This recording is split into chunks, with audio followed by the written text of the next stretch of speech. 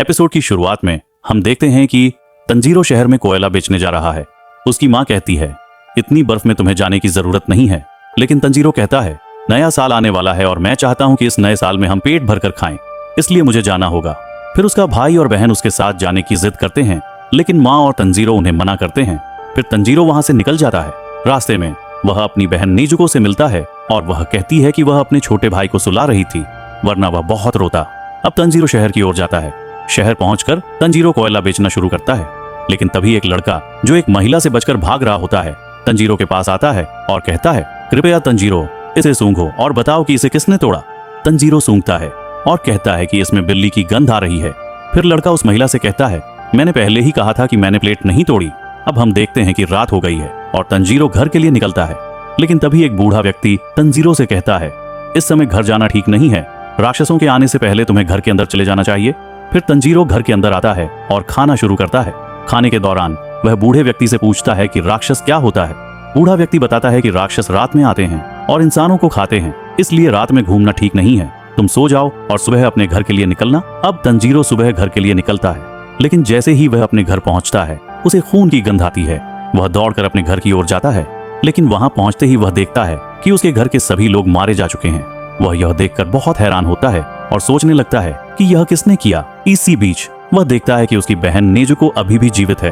वह उसे अपनी पीठ पर उठाता है और अस्पताल की ओर दौड़ने लगता है। दौड़ते समय तंजीरो बहुत थक जाता है और ठंड की वजह से उसे सांस लेने में भी दिक्कत होती है।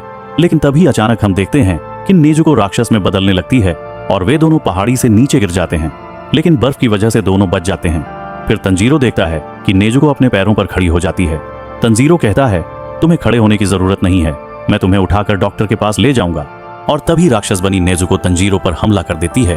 तंजीरो अपनी कुल्हाड़ी का डंडा उसके मुंह में डालकर खुद को बचाता है, लेकिन नेजुको तंजीरो को मारने लगती है। तंजीरो भावुक होकर कहता है, मुझे माफ कर दो, जब तुम मर रही थी मैं सो रहा था, मैं किसी को नहीं बचा सका, लेकिन कम से कम मैं तुम्हें बचाऊंगा। हिम्मत रखो, तुम राक्षस नहीं बन सकती।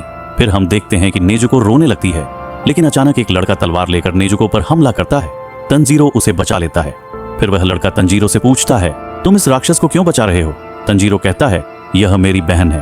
फिर वह लड़का नेजुको को पकड़ लेता है और कहता है, हर राक्षस को ढूंढना और मारना मेरा कर्तव्य है। लेकिन तंजीरो कहता है, नेजुको ने किसी को नहीं मारा, मुझे अपने घर से अजीब गंध आ रही थी, मुझे लगता है कि किसी और ने मेरे परिवार को मारा, मुझे नहीं पता कि नेजुको राक्षस कैसे बन गई। फिर वह लड़का कहता है, उसके घाव शायद किसी राक्षस के खून के संपर्क में आए होंगे, इसलिए वह राक्षस बन गई। इस तरह राक्षस अपनी संख्या बढ़ाते हैं। लेकिन तंजीरो कहता है, मेरी बहन ने किसी को नहीं मारा, कृपया उसे छोड़ दो। फिर वह लड़का कहता है, मजाक कर रहे हो, अगर मैं उसे छोड़ दूं तो वह तुम पर हमला करेगी। लेकिन तंजीरो कहता है, वह मेरी बहन है, वह जानती है कि मैं उसका बड़ा भाई हूँ, वह मुझ पर हमला नहीं करेगी, मैं उसे ठीक करने का तरीका ढूंढ लूंगा। फिर वह लड़का कहता है, एक बार इंसान राक्षस बन जाए वह दोबारा इंसान नहीं बन सकता। लेकिन तंजीरो कहता है, कृपया उसे छोड़ दो, मैं जरूर कोई रास्ता ढूंढ लूंगा। और वह उसके सामने चिल्लाने लगता है। फिर वह लड़का कहता है, तुम उसे ठीक नहीं कर सकते, अगर मैं उसे छोड़ दूं तो तुम भी राक्षस बन जाओगे, क्या यही चाहते हो। और वैसे भी तुम बहुत कमजोर हो, शायद राक्षसों के पास तुम्हारी बहन को ठीक करने का तरीका हो, लेकिन वे कभी ऐसा नहीं करेंगे, क्योंकि ताकतवर हमेशा कमजोर को दबाता है। फिर वह लड़का नेजुको पर हमला करता है, जिसे देखकर तंजीरो उस लड़के पर हमला करता है, लेकिन वह लड़का तंजीरो के सिर पर प्रहार करके उसे बेहोश कर देता है। फिर उसे पता चलता है कि तंजीरो के पास उसकी कुल्हाड़ी नहीं है, और तभी तंजीरो की कुल्हाड़ी उसके पास से गुजरती हुई पेड़ पर लगती है। वह लड़का तंजीरो की चालाकी से बहुत प्रभावित होता है कि उसने उसे कैसे बेवकूफ बनाया, लेकिन उसका असली प्लान कुछ और था। फिर नेजुको उस लड़के पर हमला करती है और तंजीरो की ओर बढ़ने लगती है। पहले तो वह लड़का सोचता है कि नेजुको तंजीरो पर हमला करने जा रही है, लेकिन अचानक वह देखता है कि नेजुको तंजीरो को बचाने की कोशिश कर रही है। एक तरफ नेजुको उस लड़के पर हमला करने जा रही है और दूसरी तरफ वह लड़का सोचता है, यह कैसे हो सकता है, वह बहुत घायल है, उसे इस समय बहुत भूख लगी होगी, फिर भी वह अपने भाई को खाने के बजाय बचा रही है। फिर वह लड़का सोचता है कि शायद यह दूसरों से अलग है, इसलिए वह नेजुको को बेहोश कर देता है। जब तंजीरो होश में आता है तो वह देखता है कि नेजुको उसके बगल में पड़ी है। वह लड़का कहता है, तुम उठ गए, जल्दी से सागिरी पर्वत पर जाओ, वहां तुम्हें एक बूढ़ा व्यक्ति मिलेगा जिसका नाम साकुंजी उरोकोडाकी है। जब तुम उसे मिलो तो कहना कि गियु तोमियोका ने तुम्हें भेजा है। और वह कहता है, अभी आसमान में बादल छाए हुए हैं, अब तुम्हारी बहन बच जाएगी, लेकिन याद रखना उसे कभी भी सूरज की रोशनी में नहीं ले जाना। यह कहकर वह चला जाता है। फिर दृश्य बदलता है।